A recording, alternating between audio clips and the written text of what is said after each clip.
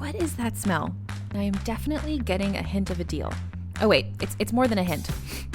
Yeah, these are the best deals, and not just this season, but all year long.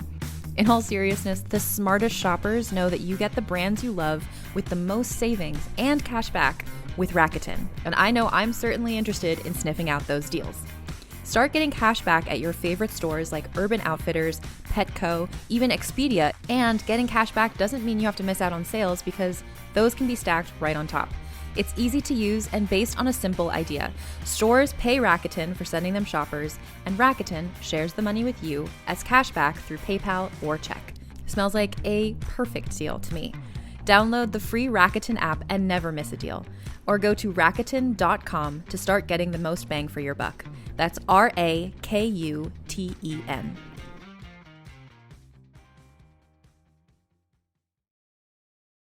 I'm Dr. Jen Ashton, your host for Season 2 of The Visibility Gap, a podcast presented by Cigna Healthcare. Throughout this season, we'll be tackling something vital, the women's health gap. We'll hear from real people and experts as we unpack important topics like maternal health, menopause, and heart disease. Listen in and download the new season wherever you get your podcasts.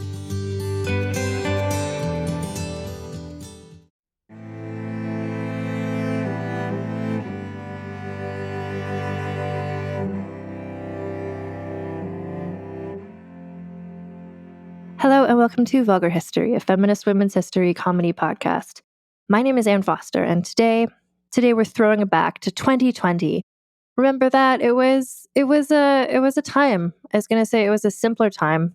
Was it? I don't know. It was maybe it was.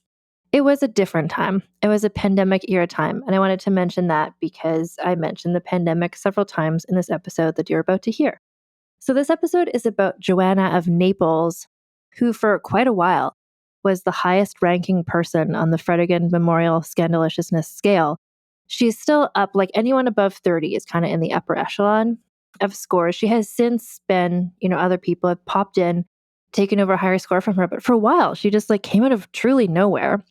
One of the least known people that I had covered on the podcast to that date, and her story is really exciting. I was looking back at the episode, to prepare to do this new introduction, this 2025 introduction of a 2020 episode, and I was like, fuck yeah, this is a great story. I remember why I got excited about it. I remember why I had planned that whole season and then suddenly threw this episode on at the end because I got so excited about the story. It's great. It's a classic vulgar history situation. You've got plague, you've got people being thrown out of windows, aka defenestration is the word for that. You've got accused murder, you've got a dramatic courtroom appearance, you've got coin minting moments. It really establishes a lot of the things that come up again and again on this podcast. And so I also know that this podcast started with me doing episodes, just me talking. It was just me. I didn't start having guests for the first 2 years of the show. When I realized that authors are happy to come on the show and they can explain things to me live in front of all of you. And that just kind of works out really well for me because I learn something and you learn something and we're able to have episodes every week. And so I know that people miss having just an episode that's just me talking. So this is going to be one of them. It's me from 2020 talking, but it's still me. And I do want to reassure you that there's going to be some episodes coming up this spring that are just going to be classic vulgar history, just me talking. The only guest is my beautiful cat, Hepburn, who makes appearances when she decides to grace us all with her presence. So that's coming up. And, thank you for hanging in here. It's been quite a time. I mean, it is quite a time for everyone in the world, especially in North America right now. And, in other places as well. I live in North America, so there's a lot going on here. Anyway, I've been busy working on my book, which is why I haven't done solo episodes for a while, because those take a lot more research time for me, and all my research time is being spent getting my book ready. But that is going to be, I'm going to have news so soon about when you can start placing your pre-orders, the exciting pre-order treats that I will be using to entice you to order the book months before it's even published, because that is a thing that all authors do, and so I'll be doing that as well. Anyway, also, a special shout out to Tits Up Brigade member Maya, who I met when I was in Minneapolis in March. who mentioned that she likes these throwback episodes. So here's another one for you, Maya. Hope you enjoy. The Saga of Joanna of Naples.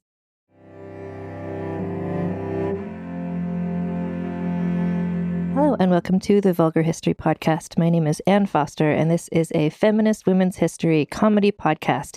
And today is the season 2 finale. So this is the 9th episode in our series looking at women leaders in history and the men who whined about them. And there has been a lot of leading. There's been a lot of whining.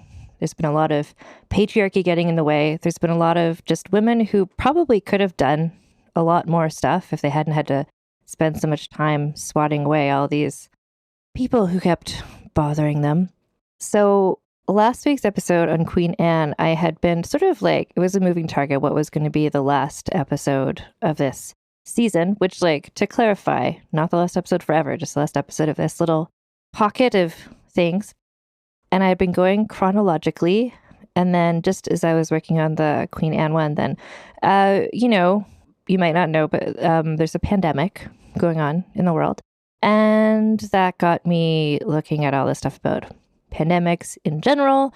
And then that got me thinking about, so I was doing the pandemic special episodes of this podcast. And so I was thinking about the different pandemic stories that I wanted to share on those short podcasts. And one of them involves Joanna of Naples. So I was like, oh, let me just because I remember there's this thing, and we're going to get to it in this podcast, obviously, where some interesting plague-related things happen around her. And that got me, so I was like looking back to see like, okay, what was her deal? Just so I could sort of get a grip on it for myself so that I could explain it to other people. And then as I was sort of making up a little document script of like what you need to know to understand the plague part of her story, I realized like, oh, this is going to be much longer than a little 15-minute mini episode, because there's so much stuff, even just to get you to the point where the plague stuff happens, and then so much stuff happens after the plague stuff.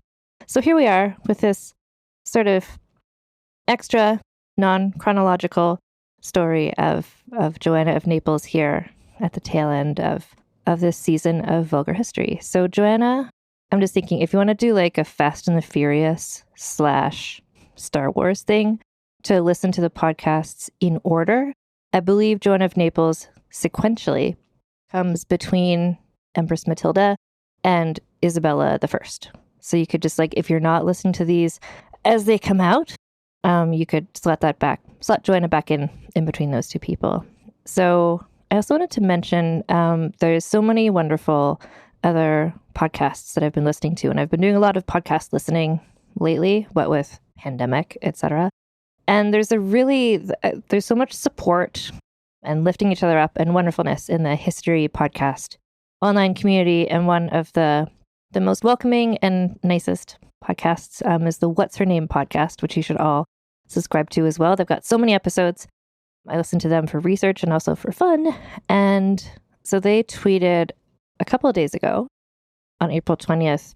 So they were sharing this article that's basically about like, why are women such good leaders during COVID-19, which is the same sort of stuff that people are like, wow, look at these countries that are doing well with this pandemic. They have female leaders. Female leaders are better than men leaders.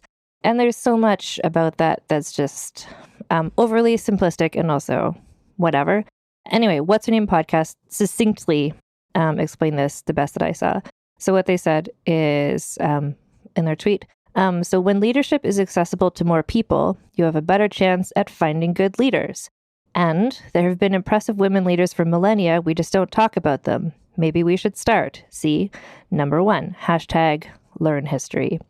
And this is really what I was thinking about when I was preparing this season of this podcast as well, which is sort of the overly simplistic sort of paternalizing thing of being like, oh, women are inherently nicer or kinder or better or whatever. It's like, so much is just how people are socialized and what they've been allowed to do. And there have been more male leaders than not male leaders in most of world history, to the point that when there are women leaders, their gender often becomes an issue, as we've looked at in these past 8 episodes. So if there was parity, if there was an equal amount of leaders of every gender throughout all of history, there would be, I think, I can't see why there wouldn't be, an equal amount of good and bad people of all different genders. But women have more pressure put on them to be amazing when they get to these leadership roles. And every single woman we've looked at this season ascended to a leadership role basically by either being born into it or marrying into it. It's not a meritocracy. They're sort of women who, even if that annoyed people around them, they were the heirs to whatever kingdom. And so they ended up being in charge. And some of them did amazing things and some of them weren't able to do amazing things. And it's not that women are better leaders than men. It's just they haven't had as much chance to be good or to be terrible or whatever. Anyway, so today we're looking at the story of Joanna of Naples, who reigned for 30 years, one of the longest reigns we've looked at of anyone this season. And it's a story based around a lot of geographical history with which I am much more familiar now than I was a week ago, but which I don't know nearly as well as I know the history of Britain or Scotland or England or anyway, but Joanna. So she was the Queen of Naples, Jerusalem, and Sicily, which if you're like, wait, are those three places next to each other on a map? And they're not really, but don't worry about it because we're not going to be getting into the geography that much. You just need to kind of know, basically we're looking at like Italy before Italy was Italy, when it was just a bunch of sort of city-states / kingdoms. That's sort of where she was based out of, sort of between Italy and France. So Naples. 1326. Joanna was born, and she was the eldest daughter of Charles, the Duke of Calabria, and Marie of Valois. They had other daughters as well, but she was the first to survive infancy. She had an older sister, Louise, who died that same year, and a brother, Charles, who was born 1 year later, but he only lived for 8 days. She wound up having one surviving sibling, who was a younger sister called Maria, who was actually born just after her father had died. So her father died when Joanna was 2. Maria was then born and she was a baby, and she's going to be sort of like a best supporting actress queen in this story because Maria's life was also pretty volatile. So what this meant, though, is that Joanna, being the granddaughter of a king who's called Robert the Wise. So Robert the Wise is her grandfather. Because Joanna's father had died, that means Joanna is now the heir to inherit Naples. So basically, the agreement said that his female ancestors or female descendants would be who would inherit the throne if there weren't any men around. And also the rules said that a female monarch had to marry and she should allow her husband to rule. So although there were male relatives here and there, Robert was really wanted to stay with that plan. So to have Joanna and then after her Maria as his heir. So he had even a public ceremony when Joanna was 4 years old and Maria was 2 years old, I guess, where he just publicly said like, hey, guess what? This is what's happening. My heir is going to be Joanna and then her children. And if for some reason she has no children, then my heir will be Maria and then her children. Some relatives weren't super excited about this, i.e. the relatives who thought that they should be his heirs instead of these little baby girls. Some of the relatives include Philip of Toronto, not Toronto, like Ontario, Canada, but I think it's pronounced Taranto. It's like Toronto, but with A's. This word's going to come up. I should really decide on a pronunciation. And his wife, Catherine of Valois, refused to support the whole Joanna being the heir thing. So they refused to even go to this ceremony. The Pope tried to intercede. There's a lot of Pope action in this story. And the Pope was like, Philip and Catherine, you need to go to this thing. Philip refused, and he only sent a deputy to pay homage to Joanna on his behalf, because he just really didn't think that she should be the heir, not just because she was a girl, but because he thought that he should be the heir, I guess. So 1 year later, Joanna, aged 5, Maria, aged 3, their mother died. Joanna and Maria, now orphans, parents all dead. But their grandfather, Robert the Wise, is who's been sort of raising them. And so his wife, the Joanna and Maria's step-grandmother, is called Sancha of Majorca, and she assumed responsibility for their education. And Queen Sancha lived like a nun, although the Pope had refused to annul her marriage to King Robert. Just so you kind of know what kind of religious thing is happening here. And she became a huge influence on Joanna and Maria's life. She really took charge of their education and raising them, and she did a great job from what we see, what they're able to do when they grow up later. Even though things were going pretty well in terms of like medieval Naples. So there was this Robert the Wise, the grandfather, he had this long time enemy, which was Hungary, the country of Hungary. It all has to do with like who is going to be king and who's going to inherit from where. Robert was actually the younger brother. So in terms of like Hungary, what happened is that there's 3 sons. No, there's 2 sons. So Robert's father died. Robert's older brother died. And so technically his older brother's son should have become the next king of Hungary. But instead, King of Naples. Oh my God, I'm so sorry. This is just like what you need to know is that Hungary and Naples were at war and everyone was related to everyone. Let's just like leave it at that for now, because that's not what we're talking about. We're talking about Joanna. But what happened is that, Joanna, little tiny girl, to try and stave off a possible Hungarian invasion, it was decided that she would get married to one of these Hungarian princes, who's also maybe her cousin or something. I'm not sure. So the one who was chosen was Andrew. So her cousin, Andrew the Hungarian. And then the stipulation of their betrothal was that Andrew's heirs would rule Naples, but he himself would only ever serve as Joanna's consort. So he wouldn't be king, even though he was going to be married to her and she was going to one day become the queen. And then Andrew, who's also just like a little baby at the time, was sent to Naples to grow up there. But people were very xenophobic against the Hungarians because of the whole being at war with each other situation. So he was never really accepted. So he remained in Naples after this little baby wedding when they were like 6 and 4 years old or something like that. But what it meant is that even though they were married, like they were little baby children, and it's not like, okay, no, act like husband and wife, but it just meant like they're married. So like no question about that. But like they're waiting until Joanna gets to be 12 or whatever for them to consummate and to start like living like man and wife. So effectively, Andrew just came to live with Joanna and Maria and their other cousins. And he was just like this sort of like pesky, annoying Hungarian new sibling on the scene. So they're just like all children growing up together. 2 of them happen to be married to each other. Oh, and whatever. To the vulgar history. King Robert died in 1343, age 67, after ruling for 34 years as King of Naples. Joanna, age 16, was now officially his heir. And it was not a great time to be taking over as Queen of Naples because there had been a series of famines due to the weather got really bad, and then crop yields were bad. So like things have been pretty great when King Robert was around, partially because he was called Robert the Wise, like he made some good decisions, but also because just like he lucked into some good weather and trade situations. So Joanna is a teenager. The country's like not doing great. Also, a lot of people were like, she's female. That's gross. We don't like that. And also she's 16. So it's just kind of like, it was precarious. Not the best of times for her to be taking over. 2 days after, so he died, she becomes queen 2 days later. And then her husband, Andrew, who is now 15, was knighted officially, and the marriage was consummated in accordance with the late king's wishes. So the king, he had wished in his will, I don't know, that they would consummate their marriage upon his death, whatever. So they hated each other. Like Joanna hated Andrew hated her / everybody. They basically lived apart. They only met with each other if there's like an important dinner where they both had to be.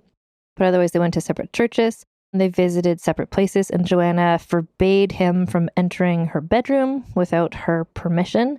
Andrew, there's the whole thing where she's the queen, but he's just like her guy. He doesn't get to be the king. And so that extended to she controlled his allowance and his spendings. Andrew was not happy with any of this. He thought that he should be king. He was mad that everybody was mean to him for being Hungarian, which is like fair enough, shitty. Joanna eventually became pregnant, and that made Andrew even more want to become king. And it's totally, if you know this story, I haven't done it on the podcast, but I bet a lot of you know this story. It's very Mary Queen of Scots / Darnley about it, where like she's having the baby with this guy that she hates. He wants to be the king. She won't let him. That makes him mad. So he started making threats towards her. She just mocked him openly in front of everybody. He bullied and insulted everybody and was just sort of sucky husband to her. And she was, not a great wife to him, but that wasn't the point of her life, to be a great wife to him. She was a queen, so screw him, basically. So September 18th, 1345, Andrew comes home after partying with his guys. Joanna is asleep in bed, And then a servant came to the door saying like, oh my God, there's these papers you need to sign out here, not in your room. So he ran out of the room, and then he was seized by a group of men who strung a rope around his neck, dangled him over the railing, and some men down below were like pulling on his ankles from below, and he basically was murdered. And the thing about it is that Joanna was in the bedroom, and I guess when Andrew tried to like run back in the bedroom, he found that the bedroom was locked from the inside. So like, was Joanna complicit in this murder plot? Did she just see like, oh man, someone's killing Andrew, I'm just gonna like lock my door now? Or was she like, a bunch of men yelling, I'm just gonna lock my door now? But so she didn't help him. Not that she should have. I don't know.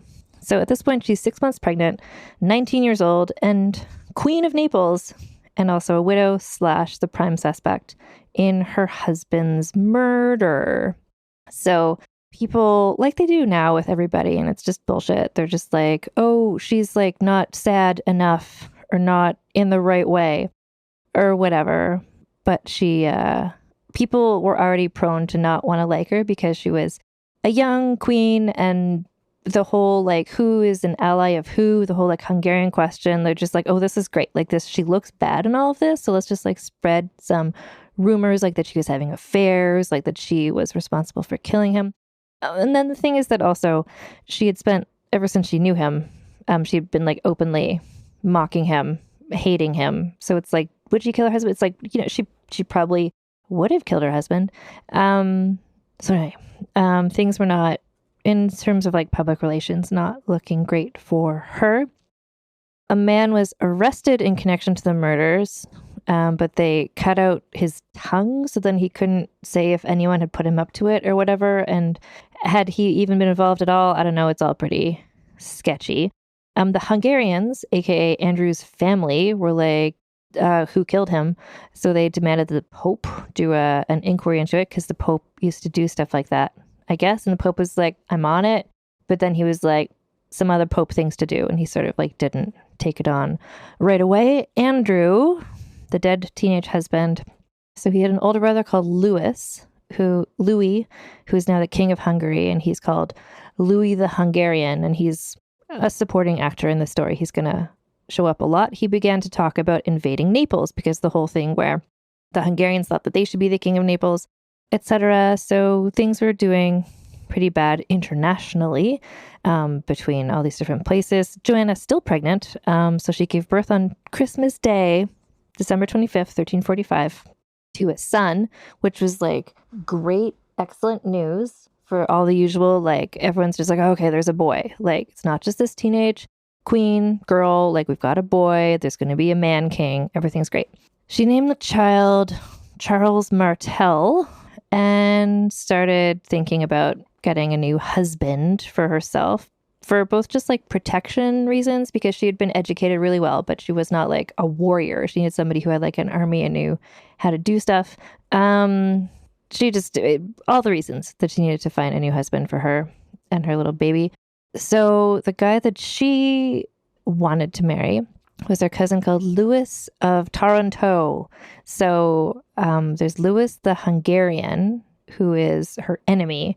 And then now there's her new husband, Louis of Taranto. There had been speculation that the two of them were involved for a while. He's like super hot, attractive looking, gorgeous. And he was also a cousin who hung out with them when they were kids, and they were all making fun of Andrew back then. He was sort of like the cool guy who was there with them. She got married to him really quickly, which also sort of like, is this like a Mary Queen of Scots scenario where you're just like, are her emotions getting away with her? Was she forced into this? But also she's forced into it in the sense of like the Hungarians were going to invade and she needed this alliance pretty much. So they got married, but they didn't get the papal dispensation because, again, the Pope at this time, one of his other jobs when he's not investigating murders, is giving people permission to get married because they're cousins. But whatever, everyone gets married when they're cousins. But anyway, the thing here is that they didn't even wait for him to give the dispensation. They just like got married. And this whole sequence of events, the whole like, did she kill Andrew? She got quickie married to this guy, didn't get the Pope's permission, made everybody in her kingdom just suddenly not like her very much at all.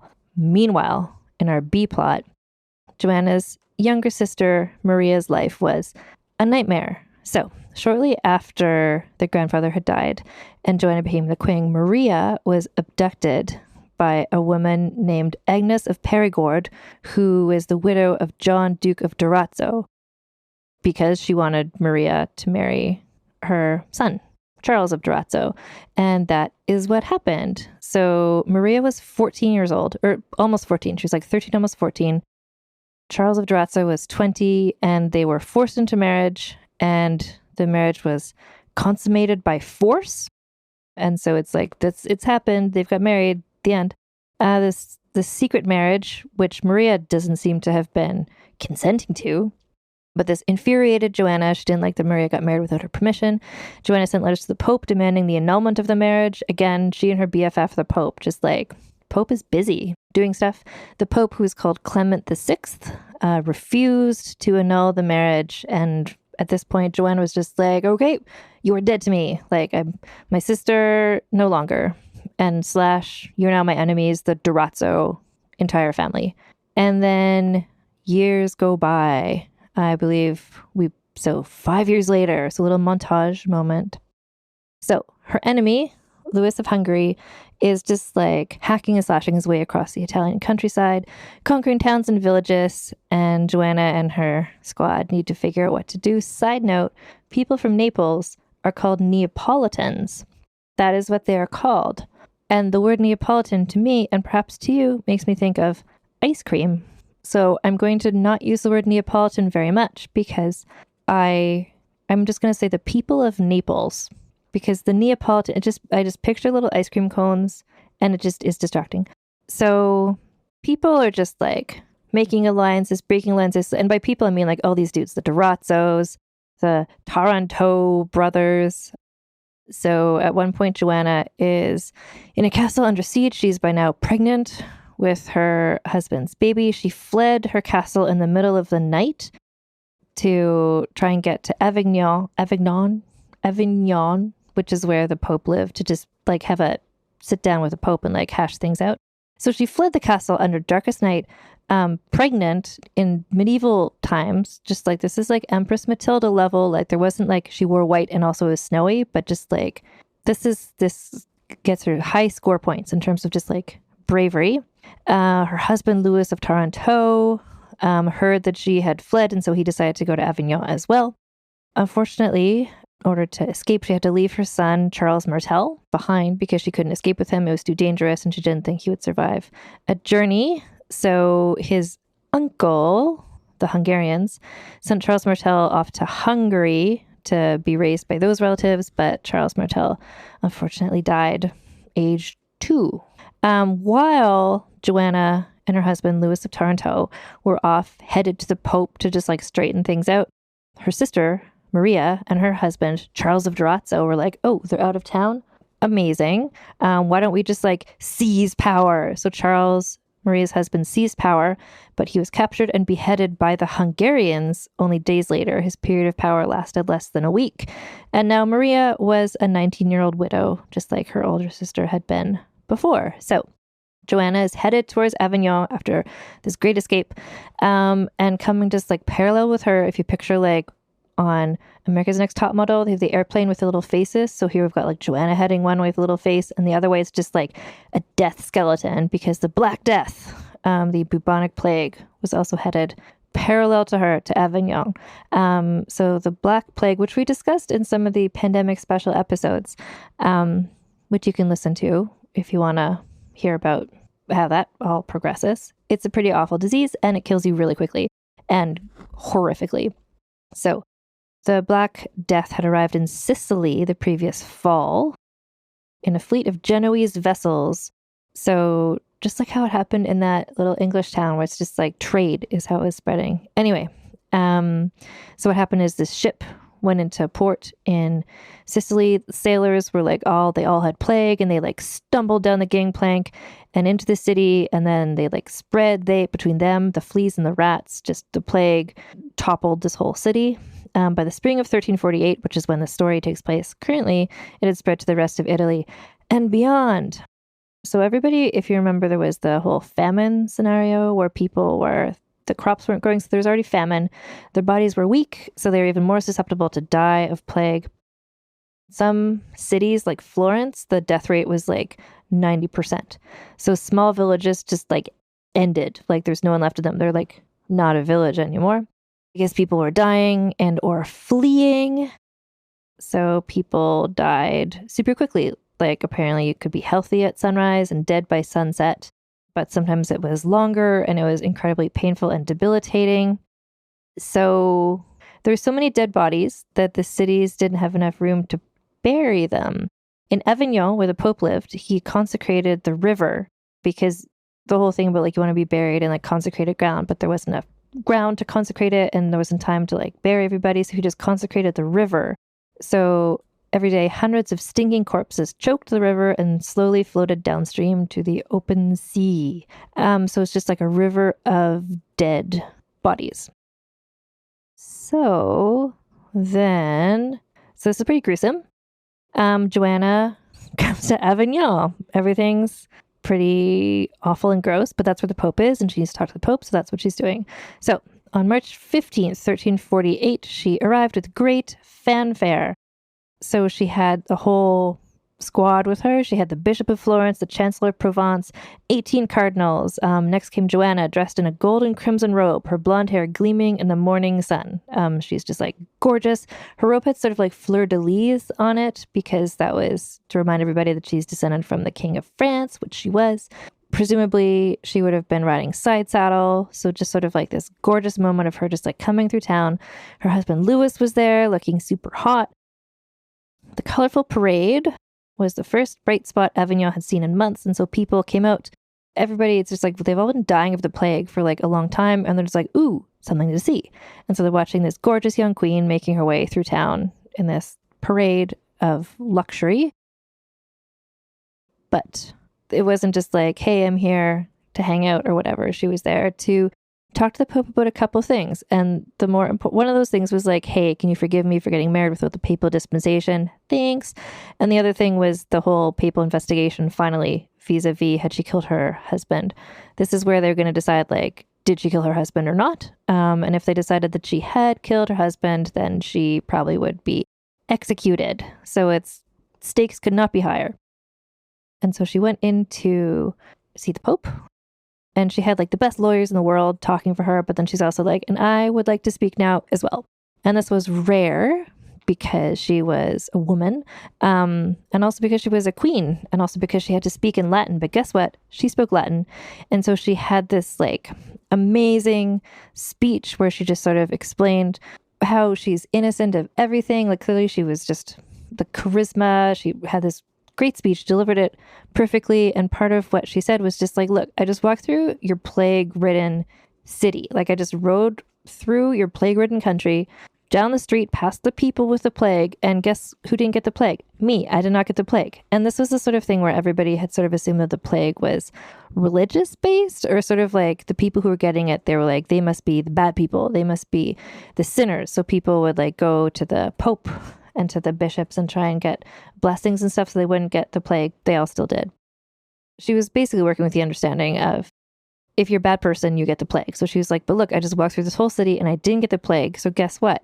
I didn't kill my husband, Andrew. And the Pope was like, yeah, great point. And you are not only innocent, but you're completely above suspicion.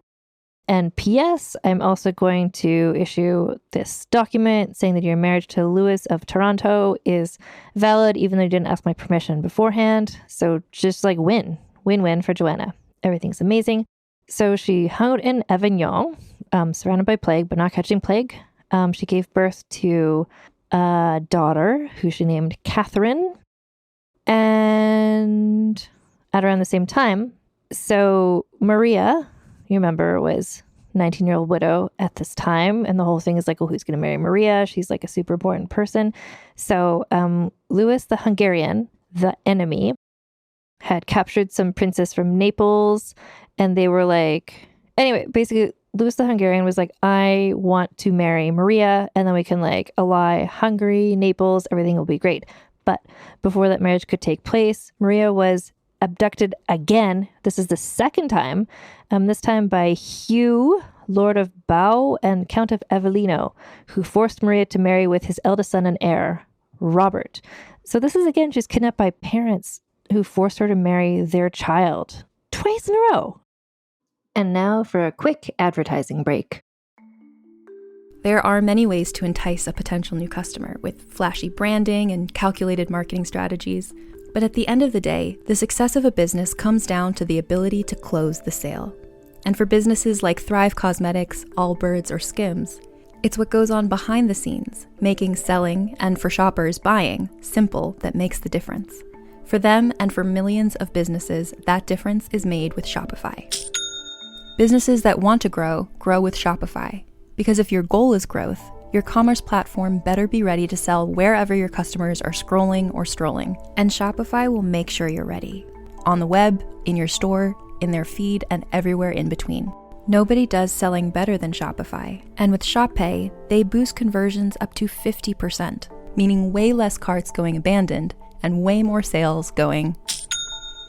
It's no wonder Shopify is home of the #1 checkout on the planet. Upgrade your business and get the same checkout Allbirds uses. Sign up for your $1 per month trial period at shopify.com/realm, all lowercase. Go to shopify.com/realm to upgrade your selling today.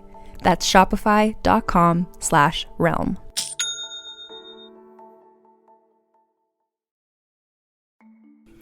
I love a multi-use beauty product, like an eye/cheek/lipstick. It makes a full face so much easier, plus you only need to bring one product along for touch-ups.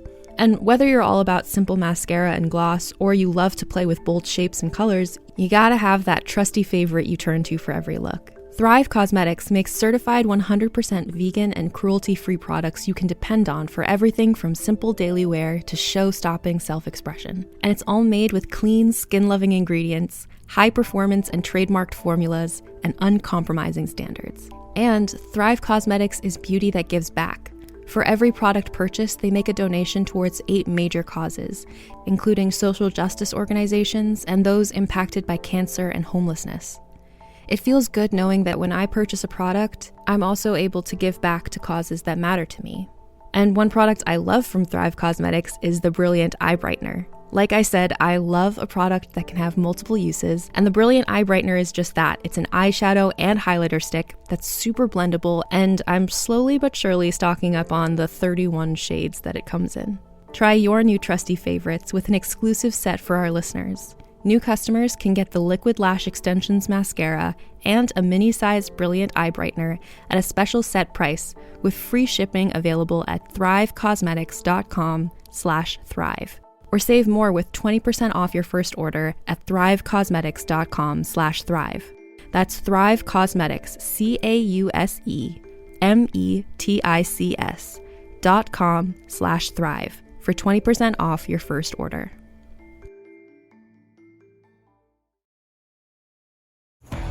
This episode is brought to you by Honda. Introducing the all-new, all-terrain Honda Passport Trail Sport, the most off-road capable Honda Passport Honda has ever dreamt up. The Passport features increased ground clearance, roof rails on all trims, and available specially developed all-terrain tires. And you'll stay comfortable with tri-zone climate control and available features like heated and ventilated front seats and a panoramic moonroof. Learn more at honda.com/passport. Good night, itchy eyes. Good night, sudden sneeze. Good night to your symptoms of allergies. Xyzal is the allergy medicine you take before bed. It provides powerful relief while you rest your head. Not just all night, but all the next day. Xyzal keeps working, keeping allergies at bay. And without those annoying symptoms disturbing your rest, you can wake up the next morning feeling your absolute best. Remember, be wise all. Take Xyzal. At night. And we're back. But Maria, not having this, and Joanna and her husband were like, we're not having this either. So what happened is, so when the ship was coming into port with Maria and this new, and this marriage had also been consummated by force. So this poor woman, anyway, so came into dock, Louis, Joanna's husband, armed himself and accompanied by a small party of warriors, boarded the vessel and stabbed Hugh repeatedly with his sword before throwing the corpse of the victim into the sea. He was the one who kidnapped Maria, the father of the husband. Robert was arrested. Maria came ashore and spent the winter with her sister and her brother-in-law. Robert was eventually transported to a dungeon. And even though the Pope had said, like, please don't kill him, it was his father who kidnapped Maria. It wasn't him. Robert was executed. And the execution of Robert, the son, who was married to Maria, basically, he was executed when Joanna and her husband and the rest of the court were away on a holiday. While they were away, Maria stole into the castle with 4 armed men she had hired for the purpose and had him hacked to pieces in her presence as a warning to those who would presume upon the dignity of a royal princess of the house of Anjou in the future. So it's a very like Sansa Stark feeding Ramsay to the dogs moment where I love this. Like, I just told that confusingly. So just to recap, Maria was kidnapped. Her brother-in-law rescued her, and then she hung out with them in the castle. The guy who she was forced to marry was put in jail. And then while Joanna and her husband were out of town, Maria hired some dudes, went into the castle, and hacked this guy to pieces in front of her. So just like, yes, Maria, yes. So, meanwhile, Joanna and Louis. So from early 1349 onwards, all documents in the kingdom were issued in the names of both husband and wife. So Louis was a very much like king and queen situation where it wasn't like with Andrew where he didn't have as much power. Like Louis was her equal here, as happened so much in this season of this podcast. There was some coin moments. The coins were issued and Louis's name always preceded Joanna's, kind of like he's the more important one. But guess what? He was terrible. So the Hungarians attacked again, and Louis took advantage of that to wrest complete royal authority from his wife. He purged the court of her supporters and accused her favorite, who's a guy called Enrico Caracciolo. He accused him of adultery and had him executed. And then 2 months later, Joanna and Louis's daughter Catherine died, aged 1. So he's a terrible husband. 2 years later, Joanna gave birth to her second child with Louis, another daughter, Françoise. And then that spring, they received the Pope's formal recognition that Louis was the co-ruler of Joanna, that they were literally equal. The Pope said so. And so they had a elaborate procession through the streets of Naples to celebrate this fact. And when they came home from the procession, their daughter had suddenly taken ill and had died, aged 8 months. So if you're keeping track, Joanna has had 3 children who all died very young. She has no heirs, which means Maria is still in play here because if she has, she had some children from her first husband, Charles of Durazzo, so her children are maybe going to be the heirs. But spoiler, they're all daughters. So Maria was again imprisoned. So she, maybe for arranging the murder of the guy, unclear, didn't write down that detail in my notes. Anyway, she eventually was married to Louis of Taranto's younger brother, Philip. So she's been married now 3 times, Joanna twice thus far. So Louis is awful, but then he died after, 1362. So they'd been married for 12 years. He died of the Black Plague, so sayonara. And with that, so Joanna finally had the opportunity to take all the power for herself. She was no longer a teenager. She was a woman. She's an adult. She'd been queen now for quite some time. And she's just like, guess what? I'm the queen. Deal with it. And she just started doing a bunch of things that were great. And they made her popular again with everybody. We'll get into what those things were in a bit. And then at age 36, she decided to marry again because it's just like a safe thing to do. This one hopes just to have like a man around, potentially with armies to ally countries together, etc. So her husband this time, this is going to be her 3rd husband, and his name is James IV of Majorca. And it seemed okay. He was the king of Majorca, so hopefully he wouldn't try and usurp her power because he's already the king of somewhere else. He wasn't her cousin, so they didn't have to get the Pope's permission, and also hopefully that would mean that maybe they'd have an easier time conceiving children. But the thing is that James had been taken captive when he was a teenager and had only recently been released after spending 14 years as a prisoner in a small iron cage. So he had psychological problems, as well as numerous physical illnesses. So he was prone to outbursts. He was physically violent with Joanna, sometimes in front of other people. Things became so bad that, well, Joanna, she kept sleeping in the same room as him because she needed to have an heir, but she would have other people in the room with him so that he wouldn't kill her. It was a short-lived marriage. I mean, good if you have to, I guess. But basically, he ran off to go fight some wars with some other kings, and he died of either his illnesses that he had, his chronic illnesses, or of poisoning. So that was just a little detour.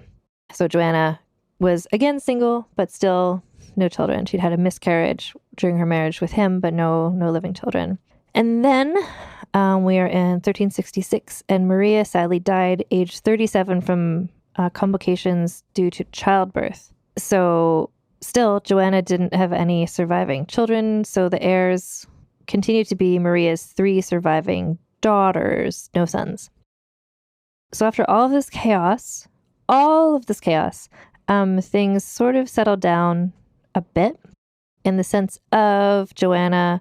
Her relationship with the Pope was good. It continued to be good. The period after James IV's death is considered by most historians to be the most stable and prosperous part of Joanna's rule. So some of the things she did. She helped finance the Pope's return to Rome. She hosted the Byzantine emperor, and she involved herself in even the most minute aspects of governing. She was really, really enjoyed being queen. That's what people wrote about her. She really likes ruling. She was a fair and judicious ruler, and no law or edict, however minor, was ever carried out without her personal approval and seal. She supported and protected local businesses, created new industry. Crime was greatly reduced, and she was an ardent promoter of peace within the realm.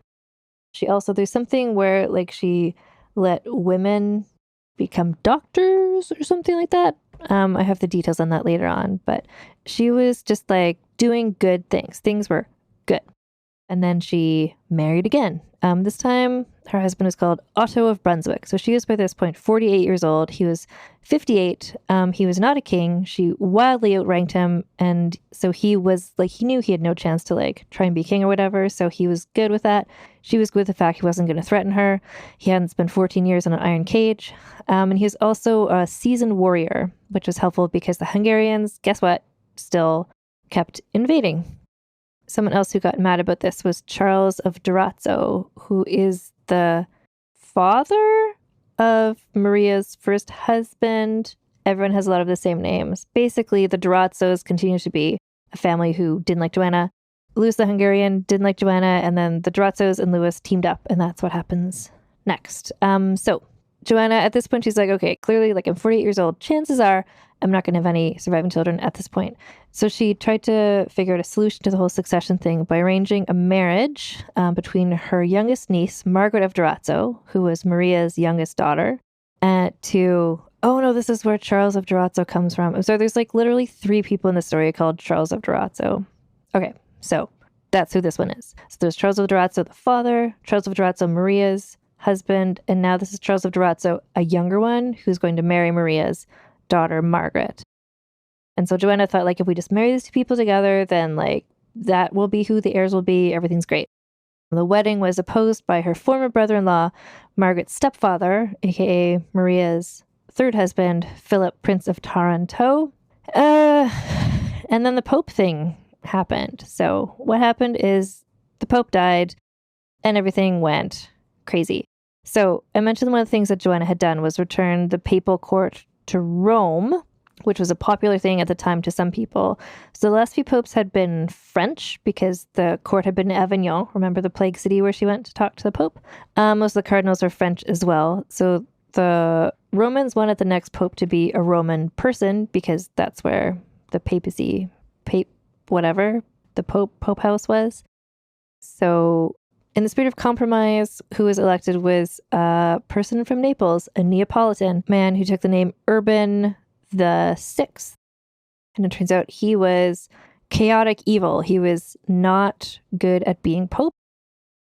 So then there was another rival pope who was Clement the Seventh, and Joanna decided to back Clement the Seventh. So Urban, the bad pope, sort of got all of Joanna's enemies together. So the Louis the Hungarian, Charles of Durazzo, all the enemies all sort of teamed up in this sort of like evil Avengers thing against Joanna. They declared Urban, the bad pope, who is still technically the pope, but there's two popes. So there's Clement, who is the pope not in Rome. Urban is the pope in Rome. Two popes. It's called a schism. It's a big thing. If you want to know about more pope history, there's another podcast I'll recommend to you called Pontifact, which I don't think they've gotten to this point in history yet. I could be wrong. But anyway, it's a podcast where every episode they talk about a different pope. Very exciting. But Urban, the bad pope, declared Joanna a heretic, and he declared that her kingdom, which was sort of controlled by the pope, was now forfeit, and he bestowed it upon Charles of Durazzo, who is dead Maria's daughter's husband. So Joanna's just like, okay, what are we going to do? So she agreed to adopt Louis I of Anjou as her heir, replacing Charles of Durazzo, to try and make this all be not happening, I guess. But then because of this, Charles of Durazzo invaded Naples in November 1380 at the head of an army mainly composed by Hungarians. So Joanna's husband at this point, Otto of Brunswick, she mustered as many troops as she could, but Otto is unable to stop the forces of Charles of Durazzo. So he was defeated, and Charles entered Naples on July 16th, 1381 at 7 p.m. That's very specific, and besieged Joanna in the castle. So without any help, because her husband, the troops, everyone had been defeated, Joanna was forced to surrender on August 25th. Oh, wow. But she held out for a month, so good job. And then she was imprisoned. And Charles of Durazzo went on to name himself the king, I do believe. But Louis of Anjou, Joanna's chosen heir, decided to go to Avignon at the head of a powerful army to try and rescue Joanna. But by the time he got there, it turns out she was already dead. So what had happened was that Charles of Durazzo knew that Louis of Anjou was coming, and he knew, like, as long, and we've seen this before in other stories, like, as long as Joanna was alive, she was a threat to Charles to take back being queen again. So Charles of Durazzo had ordered the execution/assassination of Joanna. So she was murdered on July 27th, 1382, aged about 55 or 56. Charles, of course, was like, she died of natural causes. But other people were there too and knew what happened. And so she was probably strangled or suffocated or something else. Very sad. So she died, and then to sort of like prove to everybody, like, oh, guess what? She's dead. So I, Charles of Durazzo, am the king. So don't worry about it. Her body was brought to Naples and it was put on display to the public as proof of her death. But the thing was that she had suffered during the months of her captivity. She'd been brutally murdered. And so evidently that greatly altered her appearance, where people were just like, this is clearly a dead body of a woman, but this isn't the like glamorous queen who we all knew and loved. So people went to see her body and they were like, they didn't recognize her. Like, she didn't look like her. So some people thought she's dead. Some other people thought she wasn't. So then, of course, there was like gossip, conspiracy theories, like, is she still alive? And Charles trying to cover that up. Because of the confusion, her death will not be officially recognized for nearly 2 years in documents. And then after the viewing, there followed the problem of what to do with her remains. So Urban, the bad pope, had excommunicated her, so she couldn't be buried in consecrated church property. And Charles of Durazzo, who had just killed her, didn't want to like honor her. So there was no great funeral statue erected for her to memorialize her many achievements, as there had been for her grandfather, Robert the Wise. She was not buried next to her sister or her mother or her father because they're all on consecrated ground. So in the end, the compromise that they decided on, at the initiative of some nuns who she had been generous to throughout her reign, so just outside the edge of the nave, so I think just outside of the church, in the lowly space that occupies the entranceway to a back door that leads from the main body of the church to the cloister behind. So just this like little bit of dirt, was a deep well covered with a stone slab into which the bones of the dead were often discarded. Into this well went the remains of Joanna to lie unmarked and forgotten through the centuries. So I honestly first came across her as an interesting historical person in the Queens of Infamy essay by Anne Theriault, which I'm 1,000% going to link to in the show notes to this episode because it was one of my main sources. I also read, there's a really good biography by Nancy Gladstone. It's called The Lady Queen, The Notorious Reign of Joanna I, Queen of Naples, Jerusalem, and Sicily by Nancy Goldstone, which I, again, will link to. But I'm saying all of that because, I guess she's been, in history, a notorious person. I just had not come across her. I didn't know about that.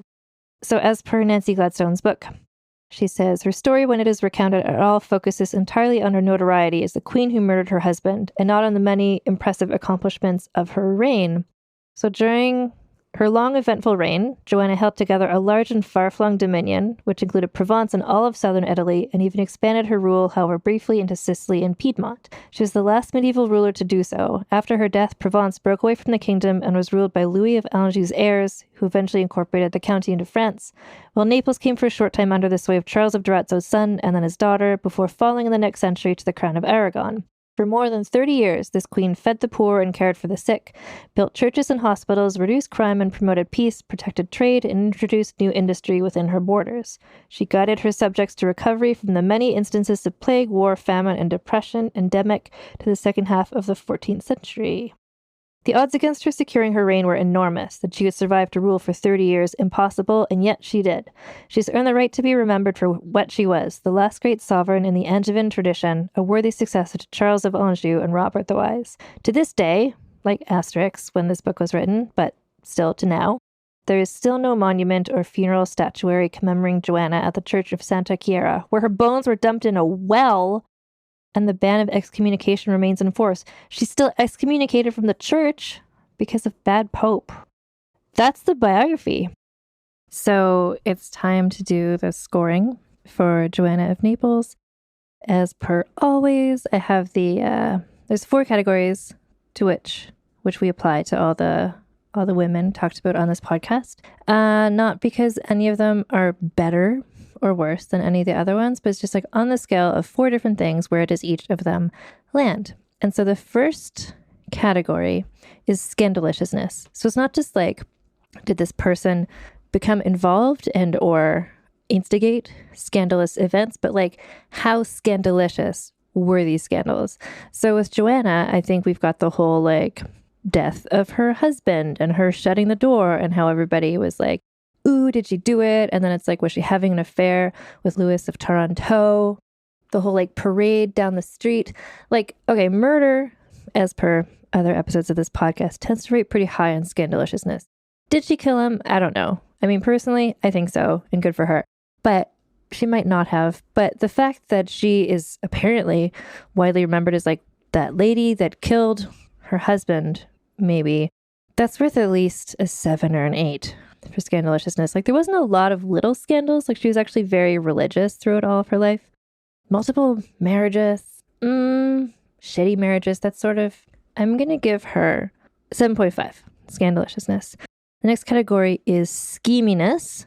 So for some people, that means what were their schemes that they did against their rivals? And for some people, her, where she's a queen, it's well, what were their schemes vis-a-vis being the queen and invading other places? And she did a lot of, if we're going to classify everything as a scheme, her scheme to go to see the Pope and explain herself, and then she convinced him, and he was not only did you not kill him, but no one should ever suspect you of having killed him again. P.S. You got married without asking my permission, but that's fine. Her scheminess, just in terms of planning. She also did lots of cool stuff, as I own in the podcast, for her people.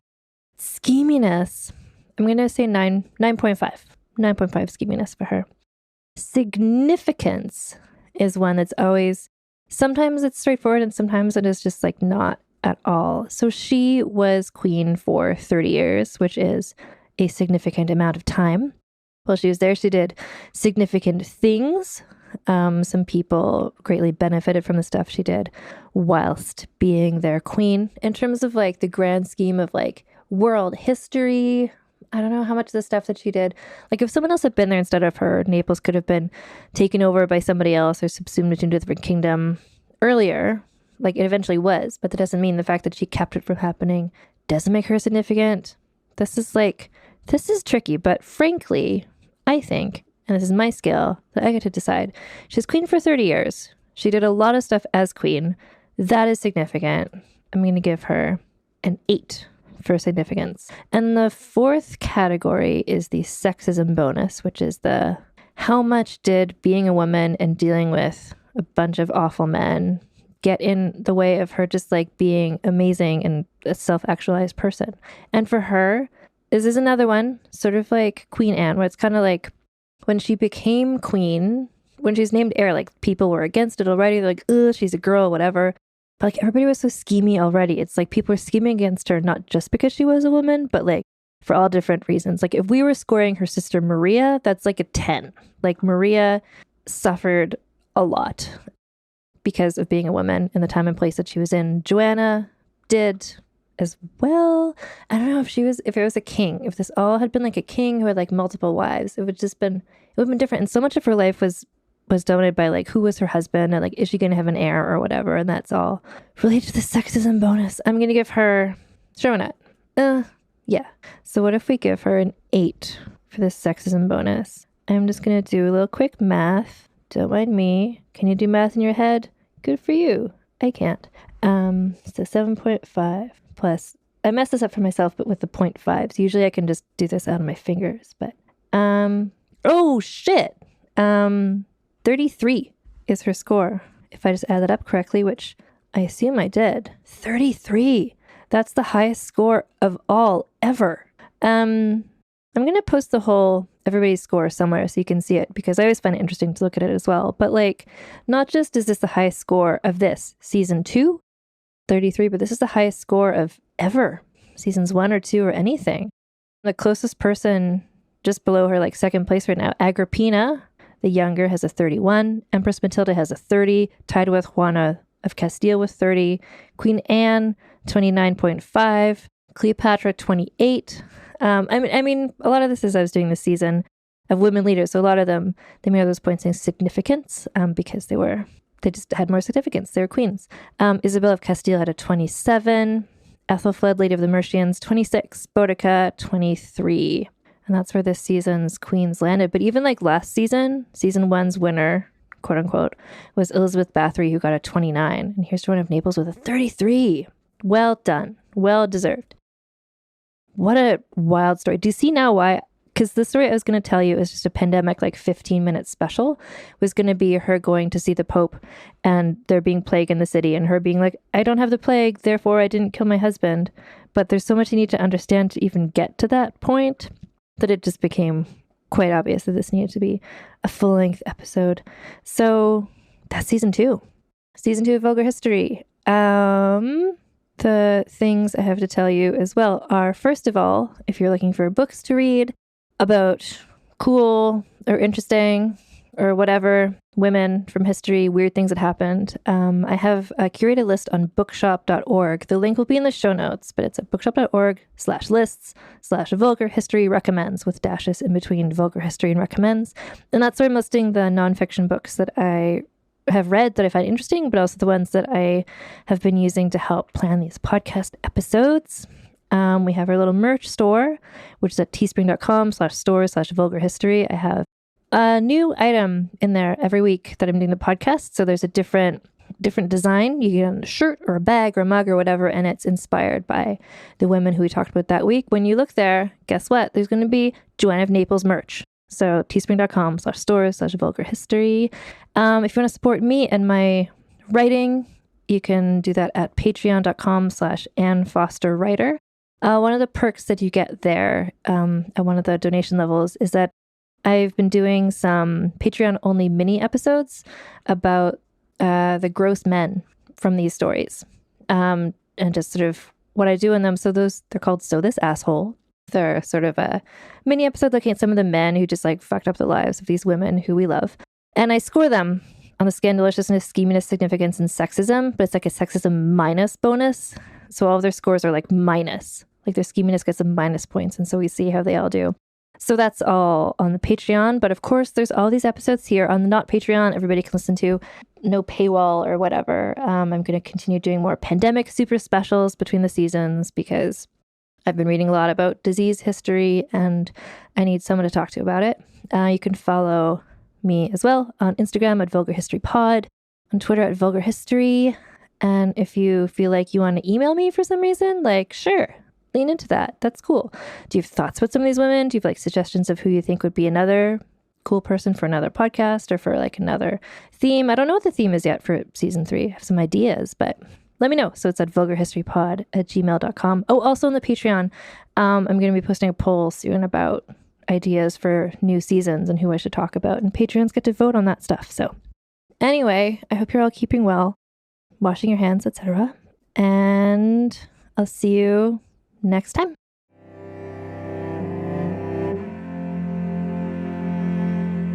So when I was getting ready to re-release this episode, I did remember that she had gotten a really high score. I remembered she'd gotten a high score, and I thought, did I score her too high? And I was ready to reconsider her score. But no, I think it's a suitable score. This is like a real scandalous saga. I love a super sexy scandalous saga, and this truly had everything. I'm happy with her having her score of 33. I will just let you know some other recent episodes. Like right now, the highest score on the Fredegonde Memorial Scandaliciousness scale is Fredegonde herself with a 38. Queen Margot has a 37.5. Manuela Sands, 37. Queen Njinga has a 36. Harem Sultan, 36. Mary Queen of Scots, 36. Like that's the upper echelon, but there's several people now above Joanna, but she's in really great company there at her 33. Her next door neighbors, Christina of Sweden, who has 33.5, and then Anna May Wong, who has 32.5. So if you want to see the whole scandaliciousness scale, actually, you can see that. It is all available to see on my website, vulgarhistory.com. There's a button there that says like scores, and then you can kind of scroll down to see what scores, who fits in where. And if there's a high scoring person you haven't heard, those are going to be bangers. Those are going to be good episodes. If someone gets a score above 30, like the story is going to be stellar. It's going to be excellent. And I also want to let everybody know that I am doing these special bonus episodes. So it's interesting. We were just listening to this Joanna of Naples episode. And in that I was talking about the like pandemic specials that I had been doing in 2020. And those, if you scroll all the way back on your podcast app, you can find the pandemic minisodes that I was doing. And now I'm doing Canadian history minisodes because it's my podcast and I want to do that. And the current international political state of affairs is that Canada is having a surge of reactionary patriotism that is kind of heartening and kind of all-encompassing. And I'm doing my part for the cause by learning about women from Canadian history who I didn't know about before, and then talking to you about it. So there's always a Vulgar History episode every Wednesday. And then for the foreseeable future, every Friday, there's going to be what I call the Canadian Heritage Minutes, which are episodes that might be 20 minutes long, that might be an hour and a half long, just talking about women from Canadian history. If you're in Canada, there is a federal election coming up. And I do want to say, I appreciate this about Canada, and I believe the United Kingdom is the same.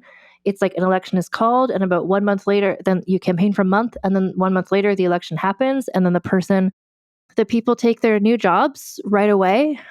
America, with your like years-long primary system, could be quicker. You could get this all over with a lot faster. Anyway, if you're in Canada, it's funny. I was like, I'm sure I've done episodes before when there's been Canadian federal elections going on, but it's never felt so fraught before. If you're in Canada, basically what I am advocating for is I don't want the Conservatives to win government here. And the way that we do that is by voting strategically, which in most parts of Canada means voting for the Liberal Party. If you're in a riding where they have no chance, like me in Saskatoon, then you vote for the NDP. And I'll put a link in the show notes. There's a website about how to find how your riding is looking and what's the best way to strategically vote so that the Conservatives don't win a majority government. Canadians, elbows up. Let's do this thing. And in the meantime, well, I always like to let you know what's coming up next week on the podcast. And what's coming up next week on the podcast is it's going to be another Anne Plus guest episode. And it's a guest I'm so excited about. It's someone I've always wanted to talk to. I'm really excited that this author has a new book coming out. And I'm really excited to talk to them about it. It'll be an episode of just like Anne Foster, fangirl, talking to this person I'm really excited to talk to. That's coming up next week. And the week after that, we're going to get back into the season 7 of it all. How do you solve a problem like Marie Antoinette? We're going to be doing the French Revolution, Women of the French Revolution. That's going to be kicking off in 2 weeks, the next sort of mini series, part of season 7 as a series. So thank you for hanging in here. Thanks for listening to this podcast. I hope I'm providing you distraction and enjoyment. I know that in some other episodes, I've described myself as your emotional support Canadian. I'm rescinding that because you know the thing that people say in therapy and also on airplanes where you need to put your oxygen mask on yourself before you can help other people? Myself and all of Canada, we're putting our oxygen masks on ourselves right now. So this podcast can support you, obviously, but myself, I'm unavailable currently as an emotional support Canadian. Americans, I'm sure you can support one another. And if you want to support the show, look at that segue. There's so much stuff going on that is going to be going on. Stuff like me writing a book, the book being available for pre-order soon, me having live in-person events and stuff. And you can keep up to date in the least annoying way. The least amount of messages from me is if you join my mailing list, which just means once a month, I'll send you an email with like, here's the highlights. Here's what you need to know about what's happening in the vulgar history world, in the Rebel of the Regency world, in the Anne Foster world. And you can sign up for that newsletter at vulgarhistory.com/news. And then I also have a Substack newsletter where every other week I post essays about women from history. That's vulgarhistory.substack.com. And if you want to get like all of the updates from me, everything I'm thinking and doing, I post that stuff on my Patreon, which is at patreon.com/AnneFosterWriter. So you can join the Patreon for free just to get the updates and what's going on, including the free podcast spinoff that I do there talking about the book I'm writing, Rebel of the Regency. And if you want to support me financially, wherever you are in the world, you can support this little Canadian podcast. So if you pledge $1, and I think that's $1 brackets US a month, you get early ad-free access to all episodes of Vulgar History. And for $5 or more a month, you get access to the early ad-free episodes, but also bonus episodes of Vulgar Piece Theater, where I talk about costume dramas with Alison Epstein and Lanoa Johnson, as well as episodes of So This Asshole, where I talk about shitty men from history. There's a vast archive of both of those, and I hope to be back recording new spin-off episodes once I finish writing my book and I have time again. And then also, if you join the Patreon at $5 a month or more US, you can join our Discord, which is just like a big group chat for all of us to, you know what, that's where we're emotionally supporting one another. I also want to mention, if you want to support a small woman-owned business and also me in the process, you can support our brand partner, Common Era Jewelry. So Common Era Jewelry is owned by a woman named Tori. She's originally from Australia, and now she lives in New York City, and she designs beautiful jewelry. So it's a small business. It's a woman-owned business. If you're really trying to be like thoughtful and mindful about what you're buying, this is a company that you can look towards. So the pieces are entirely like Tori does all the designing herself. The pieces are made, they're like crafted in New York City. So everyone involved has healthcare and good wages. Even the packaging, which is really cute, is made by a little family-owned business in Chicago. And so they have beautiful designs inspired by women from history and myth. And I'm excited to let you know they also have a new collection of Zodiac jewelry like you've never seen. So Tori was like, I think there's been requests to have Zodiac jewelry. And she's like, there's so many Zodiac jewelry. And she didn't want to do it unless she could do it like in a Common Era, new, interesting way. And by new, I mean old. I mean like classical. So she found this 17th century alchemical manuscript. And this collection is inspired by that. So reimagining Zodiac jewelry through the lens of ancient alchemical wisdom. Each pendant features an ancient sigil crafted under precise astrological conditions, once believed to hold protective and transformative powers. And I know so many people are into horoscopes. and astrology and everything. And even people who aren't, like the whole thing about the Pluto and Aquarius, like the position of the stars that is the same now as it was in like the same time as the French Revolution. It's like you can't deny that there are similarities going on. So more than adornment, these pieces are modern talismans, symbol of connection, intention, and timeless magic of the stars. Actually, speaking of zodiac and horoscope things, we're in Aries season, which is my time. I'm an Aries. I don't know, I've done like an online thing, but my chart is like Aries sun, Aries moon, Aries rising. I like could not be more Aries. So this is my time. I'm excited about it. If you vibe with your horoscope like that, comment your jewelry. Their pieces are available in solid gold as well as a more affordable gold vermeil. The zodiac stuff in gold vermeil. Note, there's a waitlist for those right now, but you can go on the waitlist. They'll be ready later this year. And Vulgar History listeners can always get 15% off all items from Common Era by going to commonera.com/vulgar or using code vulgar at checkout. And if you just, wherever you're listening to this, just like scroll down to like the episode description, there's a little link there that'll take you to either of those links. If you want to support this little Canadian podcast by getting merch is available.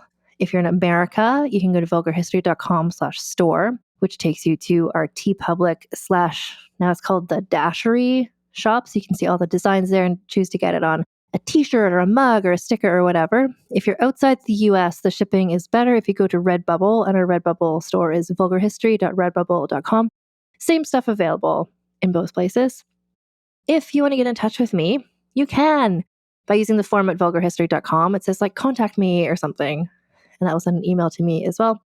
You can also send me a DM on Instagram where I am at vulgarhistorypod, and I'm on Blue Sky, and I'm on Threads, and yeah, you know what? On Friday, look in your little podcast thing, and there'll be a new episode where I'm gonna get more political, talk more about Canada stuff, but also the amazing tits out women of Canadian history. And until next time, elbows up, pants on, tits out. Talk to you next time. Vulgar History is researched, written, and hosted by Anne Foster. That's me. The editor is Christina Lumagi. Theme music is by the Severn Duo. The Vulgar History Show image is by Deborah Wong. Transcripts are written by Aveline Malik. Find transcripts of recent episodes at vulgarhistory.com.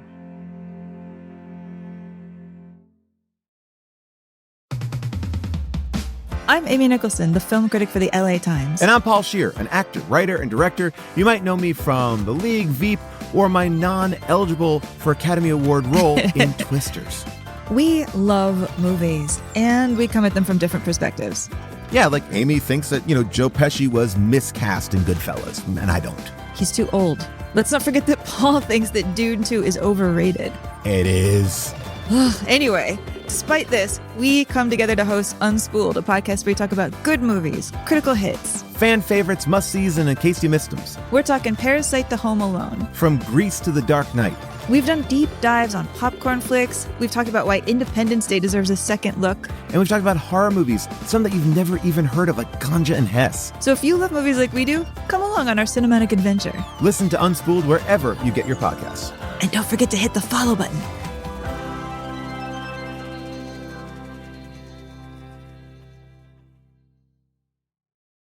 Hello, I am Kristen Russo. And I am Jenny Owen Youngs. We are the hosts of Buffering the Vampire Slayer once more with Spoilers, a rewatch podcast covering all 144 episodes of, you guessed it, Buffy the Vampire Slayer. We are here to humbly invite you to join us for our 5th Buffy prom, which, if you can believe it, we are hosting at the actual Sunnydale High School. That's right. On April 4th and 5th, we will be descending upon the campus of Torrance High School, which was the filming location for Buffy's Sunnydale High, to dance the night away to 90s music in the iconic courtyard, to sip on punch right next to the Sunnydale High fountain, and to nerd out together in our prom best inside of the set of Buffy the Vampire Slayer. All information and tickets can be found at bufferingcast.com/prom. Come join us.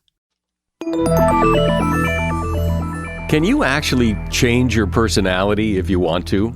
How does peer pressure work, and why is it so powerful?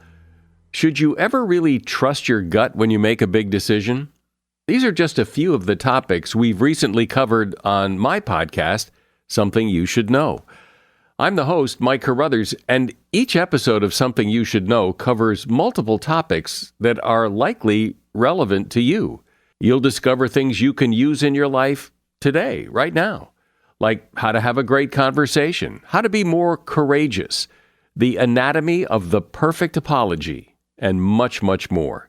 To date, there are over 1,000 episodes of Something You Should Know, and we've gotten over 4,000 mostly 5-star reviews. I invite you to check out Something You Should Know. Look for the bright yellow light bulb on the blue background. Something You Should Know, wherever you listen to podcasts.